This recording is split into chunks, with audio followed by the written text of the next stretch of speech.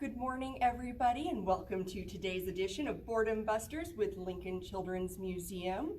Today is May 5th, otherwise known as Cinco de Mayo. Cinco de Mayo really just means the 5th of May, but said in Spanish. And the reason why we say it in Spanish is because today is the anniversary of a battle that was won by the Mexicans in 1862. Now, during that time, the Mexican people and the French people were having a war, and they were fighting, and it was not good for anybody. But that day, May 5th, the Mexicans won a battle that they thought they were going to lose. So in that region of Mexico, in Puebla, people there still celebrate today as being an important day in their history. People in the United States celebrate as well, usually by eating traditional Mexican food like tacos and burritos, and listening to traditional Mexican music.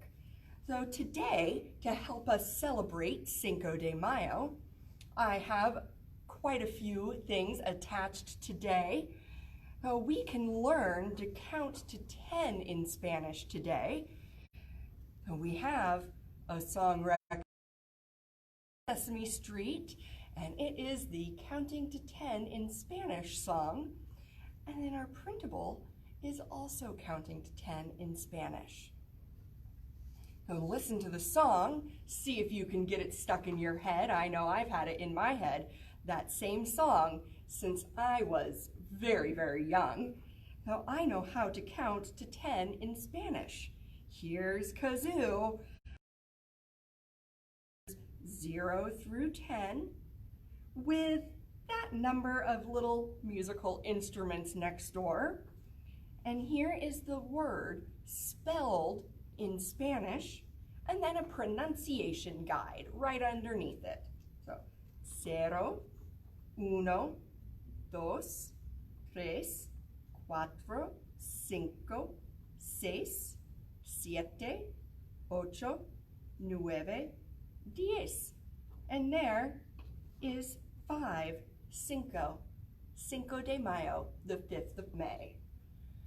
Now, we also have a book recommendation today. It is called Cinco de Mayo by Judy Cox, and it is all about this little mouse learning how to celebrate Cinco de Mayo with his family. Now, we have another song recommendation here, and this one is called Cinco de Mayo. It is a cute little song about the holiday. And our video recommendation today is from PBS Kids, and it's called Cinco de Mayo, because that's our theme today, and it talks about what it means. Why do we celebrate? Now, I have here a map of the world, so we can see where we are. Here's North America. The world is very big, but here's North America, and the green part here is all of the United States, and the tan part down here is all of Mexico. Now, I have a bigger one here, and here again, the United States is green, but on this one, Mexico is purple. So we live in Lincoln, Nebraska, right up in here. Now, the Battle of Puebla was fought and won down here. See that star for Mexico City? Now, the Battle of Puebla was just a little bit south of it, kind of around where the top of the T, where it says Guatemala, is. So, we're here, and that's where the battle was fought. Now, today, for our crafts, I have 2 activities for you, and they are both based on traditional ways that people did crafts in that region. So the first one here, we're going to make some pottery. Now, this is not the way that they would make their pottery. They used real clay from the ground, but we're going to make some because we don't have very much clay here in Nebraska. So what you need is flour and salt. So this is 1 cup of flour and a 1/2 cup of salt. We're making just a basic salt dough. Now I'm just going to stir those together with my fingers a little bit here. But now we need to make sure that our salt dough will be the right color. So on our attachment here, we have some pictures of some classic pottery from that region of Mexico. So what do you notice about the color? It's called a terracotta color. So we need to make our dough that color. So the way that I do that, you just need some water and a container. I always like to get too much. With 1 cup of salt and 1 cup of flour and 1/2 cup of salt, you'll probably end up using about a 1/2 cup of water, but I like having extras. Now, to get the color just right, I like to put my paint in the water. That way I can see how it looks before I mix it into my flour and salt. So I'm going to add some brown paint, and I'm going to add a little bit of orange too, because that terracotta color, it's not just plain brown. It's kind of a reddish orangish brown. Now let's see. What do you think? I'm going to add a little bit more orange to this, I think. You can use orange or red with your brown. All right. Oh, that looks perfect. I think that is the right color for my pottery today. I want to make sure that that paint gets all mixed in. Perfect. All right, now to make this, just add a little bit at a time. So we're going to start there, and it really is something that you mix with your hands. And it's better to start with not quite enough water rather than starting with too much water. But if you do put too much water in, that's okay. Just add a little bit more flour and salt. That actually seems like it's about the perfect amount. Now when it gets to this stage, I have difficulty getting it all mixed in the bowl. So I dump mine out on the table. You might want to use a tray if you have a wood table, or a plate, or a placemat, something so that you don't make a big mess on your nice wooden table. And you just knead it like you're making bread until it's all incorporated, all mixed together. And after you make your dough, start trying to make some neat pottery. Now this is Play-Doh, really. It's very close to just regular old Play-Doh. Let's see, I'm gonna add just a splash more. So if you'd like to keep it, you can. It will stay good in a Ziploc bag and nice and soft for, probably a week or so, because after all, it is just flour. Or once you make a shape that you like, you can let it dry. You can also bake it on a low setting in your oven between 180 and 250 degrees Fahrenheit, and leave it in there for usually about an hour or two. You don't want to cook it, you just want to dry it out. So there we go, there's my terracotta salt dough. And go ahead, you can figure out how to make a dish or a pitcher. Now, one thing that I remember learning, there are a couple. I'm going to make a pinch pot. Now you just need to make it into a ball shape like this, and then push your thumb down the middle and start pinching all the way around the edge. And if it starts to fall apart, that's okay. It's Play-Doh. We know what to do with that. Just squeeze it together. So you can make your pottery. And when you have a shape that you like, go ahead and let it dry for a couple days in a well-ventilated area, or put it in the oven and bake it. And when it's dry, nice and dry and hard, you can paint it. Now, I notice in these pictures here that this pottery, this one and this one, they both kind of have this flower design. So that's something that when mine is all done and dry, I might paint something like that right in the middle. Now you want to wait until it's dry before you paint it. But there we go. So I'm going to let this dry and paint it when it's all dry. There you go. All right, now I do have another craft for us today, and this one is weaving.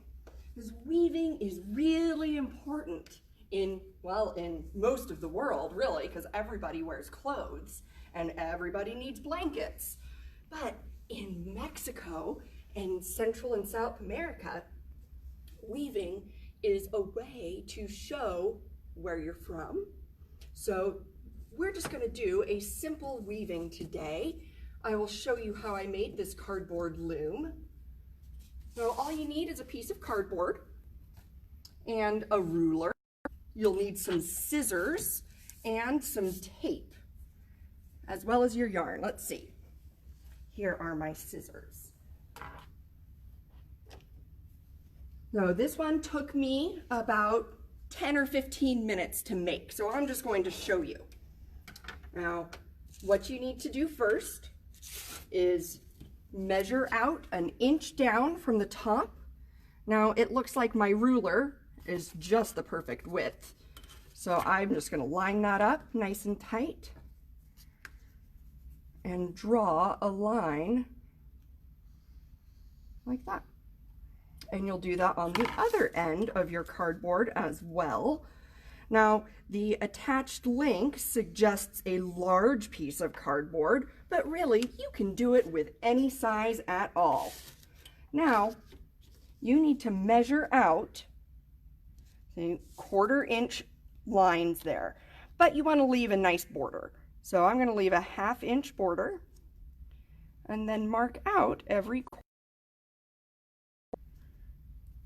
Now, I definitely recommend making sure that on your corrugated cardboard, your corrugated lines are going side to side. This was actually my second one that I made because my first one, I did it the wrong direction. And by that, I mean, in the corrugated cardboard, that's what these little wibbles are, and that's corrugation. And it makes it so your cardboard bends really easily in one direction, but not the other. So I did mine the first time, cutting my lines going this way down the side, but they just flopped. They were not very sturdy. So you want to do it this way. And use your scissors, cut down, and cut all the way to the line.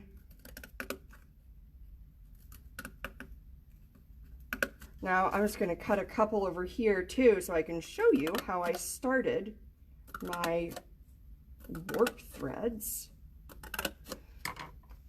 So with your yarn, you want to leave a nice tail on it, and you'll tape this tail down on the back. And just go down, tuck it in, then go around one, up to the top. Loop it around, and you do have to be careful because even though it is sturdier in this direction, it's still not super sturdy. So there you go, there's the beginning of it. And here is mine with all my warp threads on there. Now I'm going to tape down the back here. Because on weaving, there is thread that goes in 2 different directions. And the warp is the thread or yarn that goes up and down on your loom, and it stays like that.